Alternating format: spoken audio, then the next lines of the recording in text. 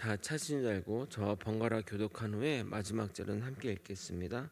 내 사랑 너는 어여쁘고도 어여쁘다. 너울 속에 있는 내 눈이 비둘기 같고 내 머리털은 길라산 기슭에 누운 염소떼 같구나. 내 이는 목욕장에서 나오는 털 깎인 암양 곧 새끼 없는 것은 하나도 없이 각각 상태를 낳은 양 같구나. 내 입술은 홍색 실 같고 내 입은 어여쁘고 너울 속에 내 뺨은 석류 한쪽 같구나. 내 목은 무기를 두려고 건축한 다윗의 망대 곧 방패 1,000개 용사의 모든 방패가 달린 망대 같고 내 유방은 백합화 가운데서 꼴을 먹는 쌍태 어린 사슴 같구나.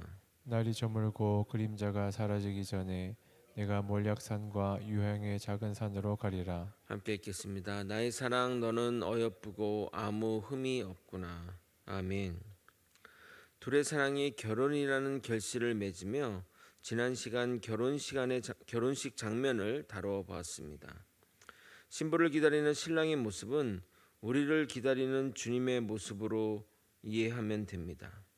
우리를 천국으로 인도하시는 신랑이신 예수님은 우리의 광야길에 천군 천사를 보내 지키고 돌보시고 인도하십니다.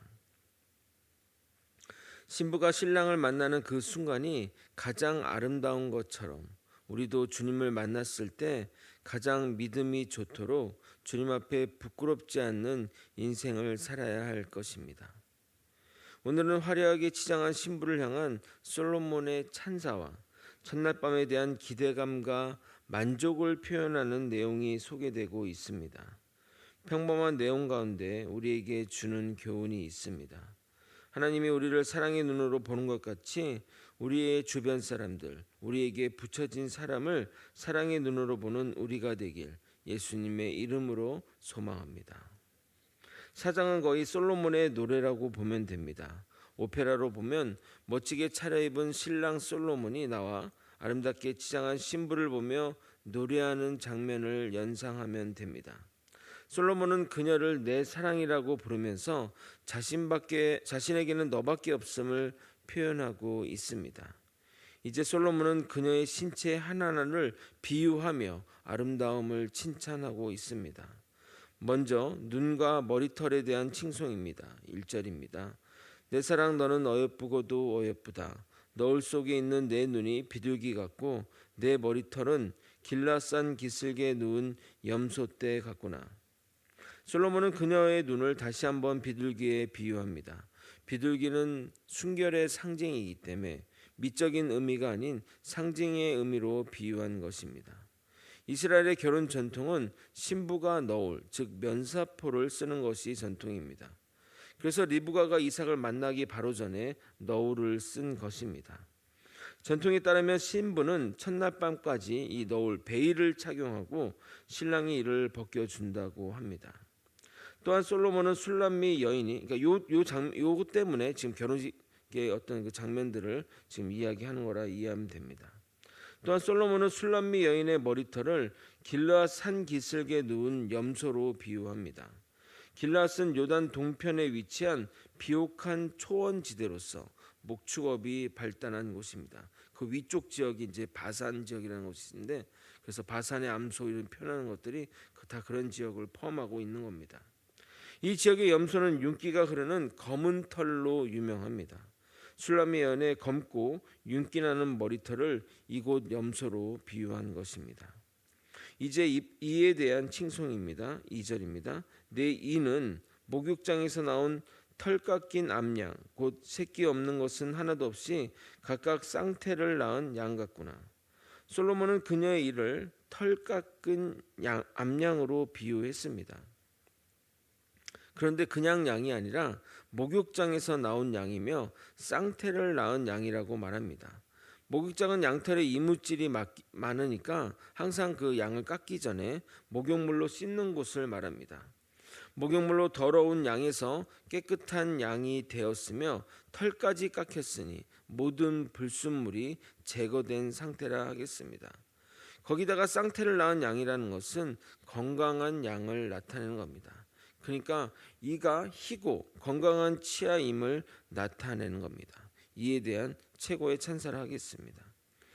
이어서 입술에 대한 찬사입니다. 3절은 한번 여러분이 읽어보도록 하겠습니다. 함께 읽겠습니다. 시작. 내 입술은 홍색 실 같고 내 입은 어여쁘고 노을 속의 내 뺨은 석류 한쪽 같구나. 동서고금을 막론하고 입술이 빨간 것은 건강과 아름다움의 상징이라 하겠습니다. 그런데 당시 홍색실은 만들기 어려운 색이라 고가의 염료였습니다.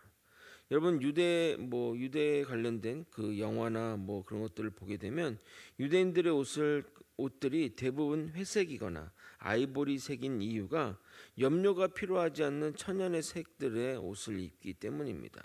그러니까 색깔 있는 옷은 귀족층이나 또는 뭐 고위층 또는 제사장들이 입지 일반 사람들은 거의 다 회색이나 그 자체 그 옷감의 색을 입는다고 보면 됩니다. 그러니까 귀한 색이니까 만들기 어려운 색이니까 그 귀하다는 의미도 포함되어 있다고 보면 됩니다. 뺨은 석류로 비유하는데 석류 또한 빨간색으로 건강한 혈색을 의미합니다. 솔로몬은 신부에게 검은 머리, 새하얀 치아, 빨간 입술과 홍조를 띤 뺨을 가졌다고 말함으로써 그녀의 아름다움을 최상의 것으로 표현하고 있는 것입니다. 1절부터 3절까지가 신부의 얼굴에 대한 칭송이라면 4절과 5절은 신부의 목과 가슴에 대한 칭송입니다. 솔로몬은 신부의 목을 다윗의 망대로 비유했습니다. 4절을 읽어드리도록 하겠습니다. 내 목은 무기를 들려고 제가 잘못했네요.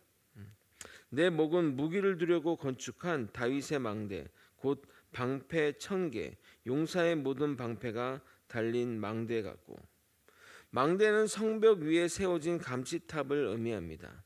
여기에 주로 무기를 보관하였는데 목이 튼튼함을 나타내기 위하여 이 비유를 사용한 것이 아니라 가장 높은 곳이 성벽 위에 있는 망대이기 때문에 감시탑을 얘기하는 겁니다. 망대이기 때문에 곧게 뻗은 목을 표현한 것입니다. 예나 지금이나 곧게 뻗은 목이 아름다움의 상징이라 하겠습니다.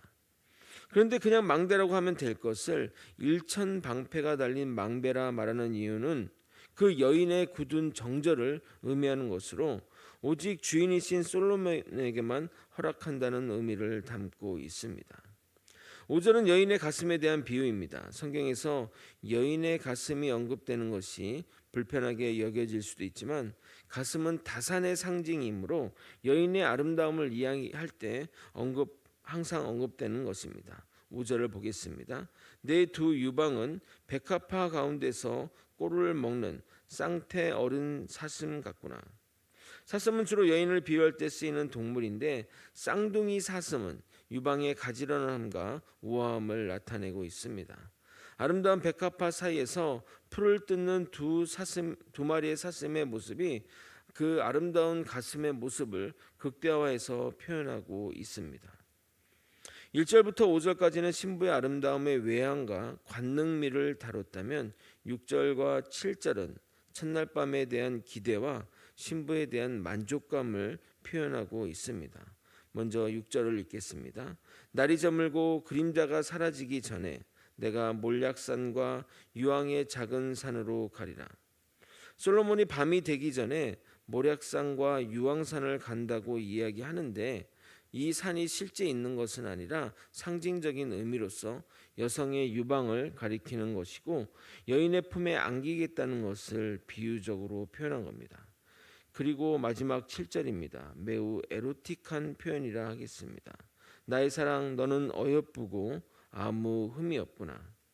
아마도 한글 번역은 일부러 생략한 것 같은데 히브리어의 한 단어가 해석에서 빠져 있기 때문에 이 표현이 에로틱한 표현임을 모르실 수 있습니다. 참 설명하기 난해한데 내 아내라는 단어가 빠져 있습니다. 즉 두 남녀가 성적 결합을 하고 내 사랑 술람미 여인 너는 어여쁘고 내 안은 아무 흠이 없구나라고 말한 것입니다. 도덕적으로 영적으로 순결함을 상징한다고 볼 수 있습니다. 영적인 의미로 해석하면 솔로몬으로 예표되는 예수님이 신부인 우리 성도의 각 신체 부위 하나하나를 적합한 비유로 칭찬하고 신부와의 합방을 기다리는 솔로몬이 궁극에는 결합하여 신부의 아름답고 정결함에 만족을 토로하고 있습니다. 사실 들판에서 남정네처럼 일하는 술람미 여인이 객관적으로 아름다울 리가 없습니다. 그러나 눈에 콩깍지가 끼인 솔로몬에게는 신체의 모든 부분이 아름답게 여겨지는 것입니다. 이처럼 우리 주님도 우리를 그렇게 봐주십니다. 사랑과 긍휼의 눈으로 우리를 보시기에 우리를 주님의 자녀로 받아주시는 것입니다. 아니, 주님의 자녀로 보시기에 모든 것을 아름답게 보시는 것 같습니다. 마치 우리가 우리의 자녀를 자녀라는 이유만으로 아름답게 보는 것처럼 말입니다. 우리가 영적으로 거룩한 처소가 되어 우리 안에 거하시는 놀라운 축복을 누리시길 예수님의 이름으로 소망합니다. 말씀을 정리하겠습니다. 예수님은 우리가 우리 자신을 보는 것보다 우리의 실체를 잘 알고 계시는데 우리를 사랑의 눈으로 보셔서 죄도 많고 문제도 많음에도 소중히 여겨 아무런 흠도 점도 없는 자로 봐주시고 우리를 긍휼과 사랑으로 대해 주십니다. 이 사랑에 힘입어 우리가 이 사생을 살아갈 힘을 얻게 되는 겁니다. 찬양의 가사처럼 주 사랑이 나를 숨쉬게 한다고 말할 수 있을 것입니다. 주가 우리를 보는 시선으로 우리 또한 우리 주변의 이웃을 또 우리 주변에 함께하는 그 사람들을 바라보며 그들과 연합하여 하나님의 나라와 교회를 이뤄가는 저와 여러분이 되시길 예수님의 이름으로 소망합니다. 기도하시겠습니다. 하나님 아버지, 하나님의 은혜 가운데 살아가기 때문에 하나님이 우리의 모든 것을 아름답게 여기시고 이쁘게 여기시고 만족하며 아버지 살아가는 것을 깨닫게 되었습니다. 아버지, 우리는 하나님의 은혜가 아니면 단 하루도 살 수 없는 존재들입니다. 그 은혜에 힘입어 우리 또한 주님 앞에 정결하고 주님 앞에 거룩하며 살아갈 수 있도록 이끌어 주시옵소서. 사랑이 많으신 예수 그리스도 이름으로 기도드리옵나이다. 아멘.